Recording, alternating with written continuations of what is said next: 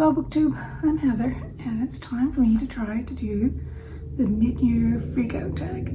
This is a BookTube classic, and it's been around for more than a decade, and it was created by Earl Grey Books, and I'll get the name right, is that Chamois? More than a decade ago, so it's an old chestnut, and I'm going to give it a go. Before I get started, maybe a couple of sentences about where I went when I was on hiatus. I was on hiatus for about a year. I was probably entirely unseen here, despite the channel name.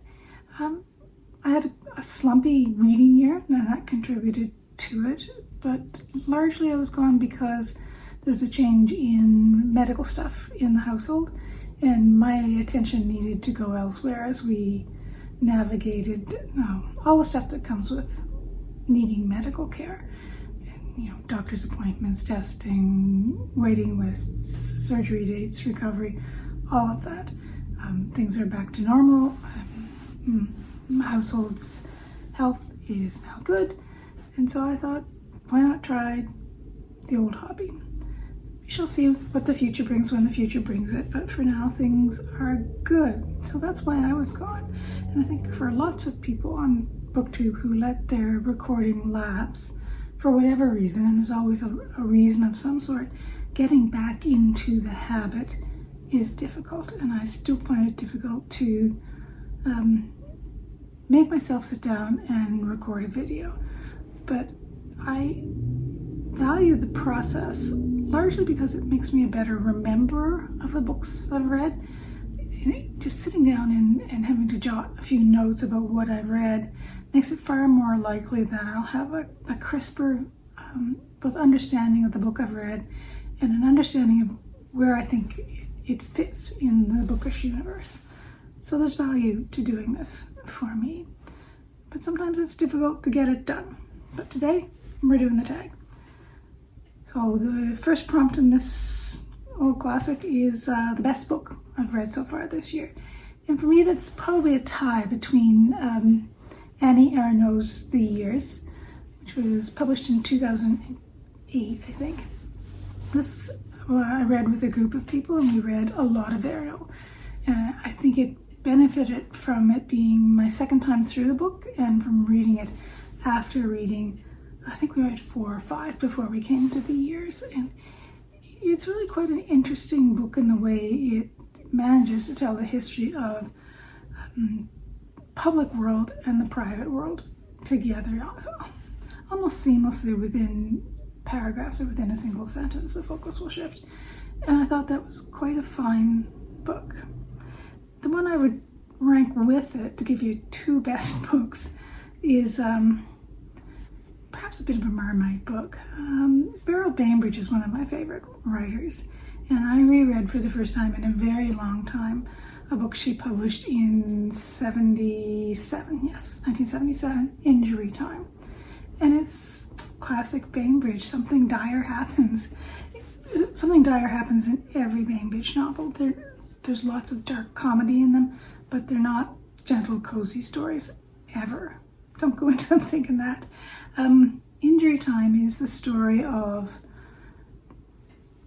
2 couples who are at a dinner party. Only one of the pairs of the couples are actually married. The other 2 are in a long-term relationship, and if there's an affair involved, there's always an affair in Bainbridge novels of this period. And it starts out kind of ordinary levels of chaos. It's a kind of chaos that comes out of complicated personal relationships, and then it gets wild, and the police eventually do show up. So that, along with the Ernaux, would be my 2 best books of the year so far. Best sequel would be Jane Gardam's The Man in the Wooden Hat. Wooden Hat, and it came out in 2009. It's the middle novel of her Old Filth trilogy.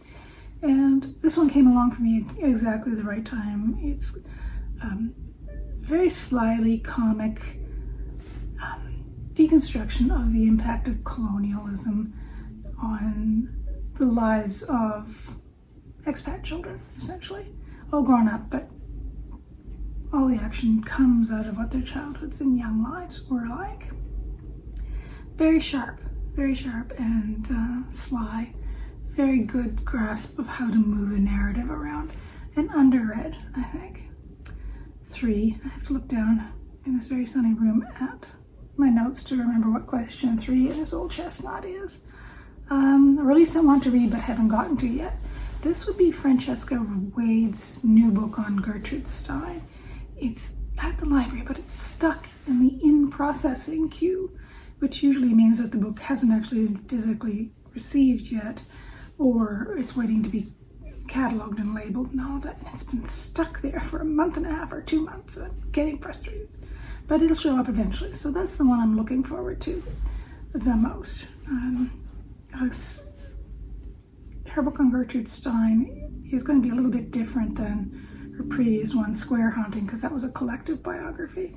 But I'm hoping it's going to show a different light on the events that Janet Malcolm talks about in Two Lives, Gertrude and Alice, which I read last year and I found quite interesting.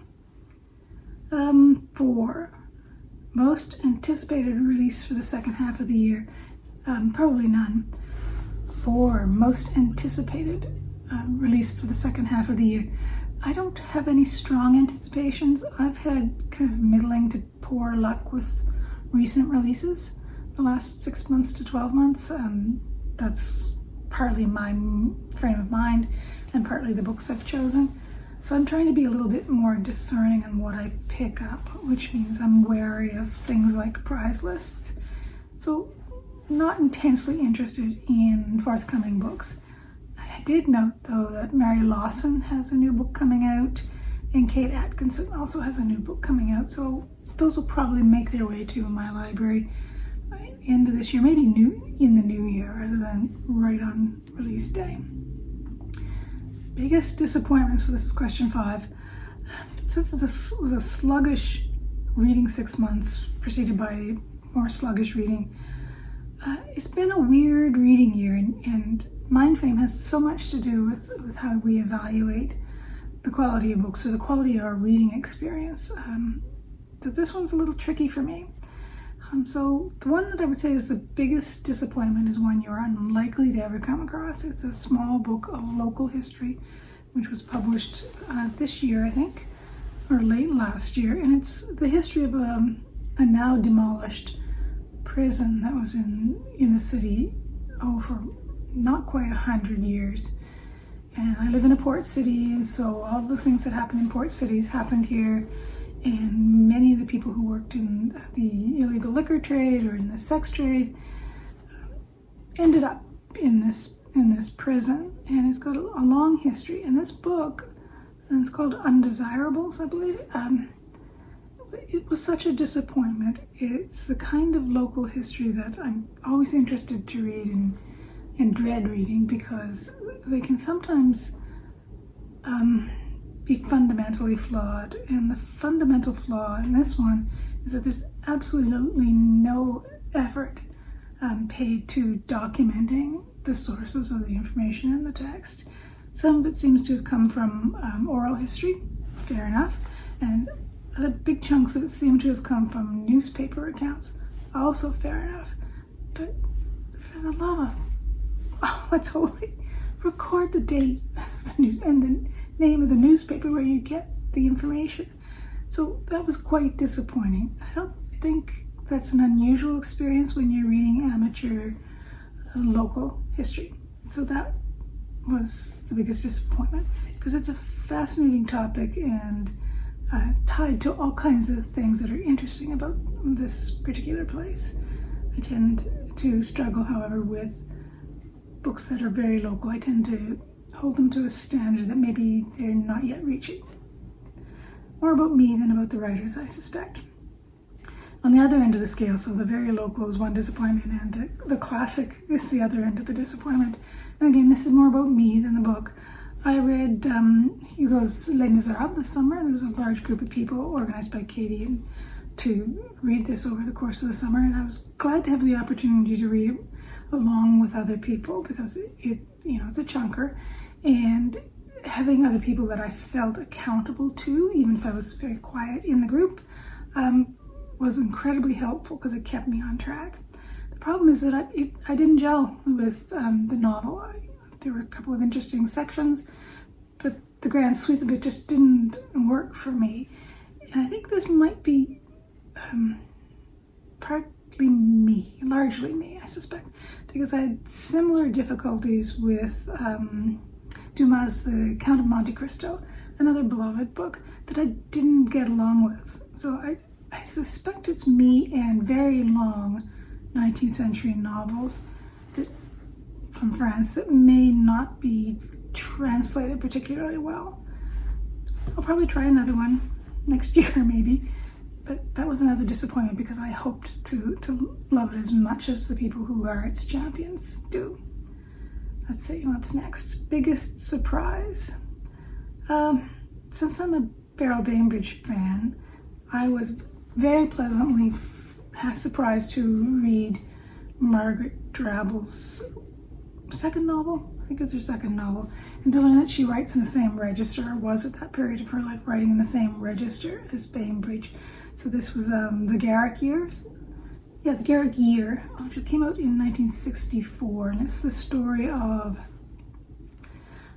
a couple who moved from London to a small provincial town where there's a brand new theater festival, Shakespeare plus other period plays. I don't remember all the plays.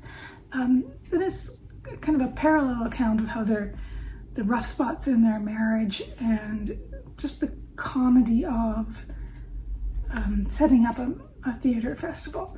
And it's full of very sharp observations of social circumstances, all from the single point of view of the main female character, the main woman. And it's the only novel I've read that opens with a woman breastfeeding in 1964. That surprised me. But the really interesting thing in it is control of perspective and the social satire. So that was a big surprise for me. And I think there'll be more Drabble in my future. I think I haven't turned my attention to her at all, and I should have. 7, new favorite author. This is maybe a little bit of a cheat. This is Sarah Airiess, and this is her graphic novel of Cherry Apsley Gerard's book. So this is The Worst Journey in the World, and this is a graphic novel. And Airiess was for many years a very skilled and successful cartoonist, for animation cartoonist. And so it's a book that's full of pictures like this. So the artwork is good, the story's good. It's a Polish story, so of course it's good.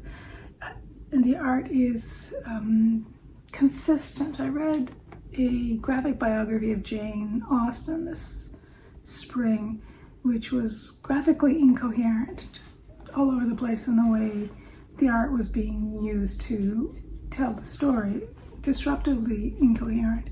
But this is all coherent and beautifully done. And let me just find a page. Here we go. This is a very clever bit at the back where she outlines for each panel in the book where the information for the panel came from.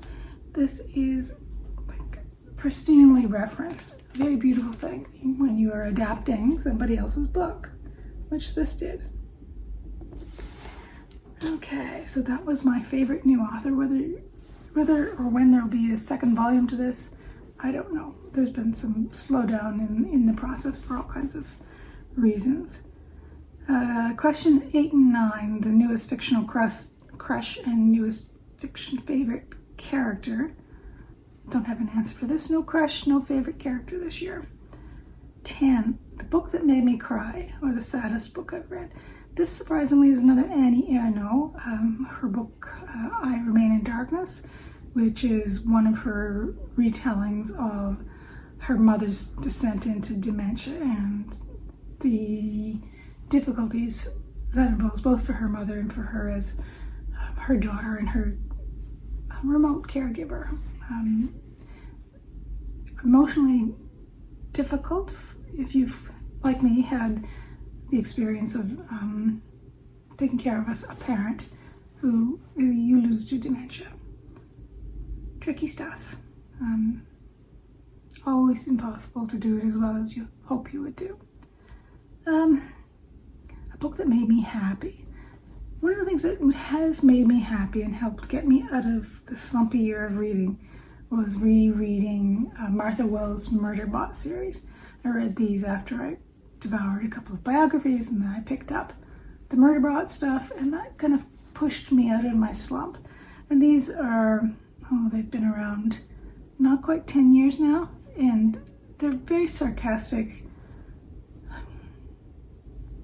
Yeah, sarcastic is the best word for it. Stories of the adventures of a robot-like person. They're a lot of fun, especially if you're in the mood for something short and to the point. 12, favorite book to film adaptation. I usually dodge this question, but this year I have one. That would be Tinker Tailor Soldier Spy. I love John le Carré's books, and I have a thing for the movies or TV series for them. If I'm in a down mood, I will go and watch or rewatch one of these miniseries or movies. The most recent version of Tinker Tailor Spy, I just love looking at the technology in the background, how all the information is actually created and managed. Yes, I know I'm a nerd, I know. 13, favorite review I've written or filmed. None, because I had a long gap. 14, most beautiful book I've acquired this year. None, I haven't acquired any books this year. I think I was given a book or two for my birthday, but they're very ordinary books. Nothing beautiful about them at all. Question 15, what books do I need to read by the end of the year? Well, none. Free agent, don't have to read anything if I don't want to. I do, however, have a couple of reading groups that I'm participating in, and I will be reading the books that are part of that process.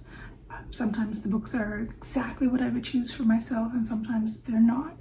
But they're always interesting, and I always find something new to think about or new books to explore. So those are the only ones that I need to read. And that's more choice than need. Those are the ones I want to read. Other than that, I have, as most people do, have long, elaborate, ridiculous reading lists that I will never complete, and I never in any single year complete what's on the reading list. I'm too distracted by the shiny books I find at the library. So that's my mid-year freakout tag for 2026, and that's the household coming back, so I'm going to wind this up. And I hope you've had a good reading week and that you have air conditioning or really good drapes to block out the sun. Bye-bye.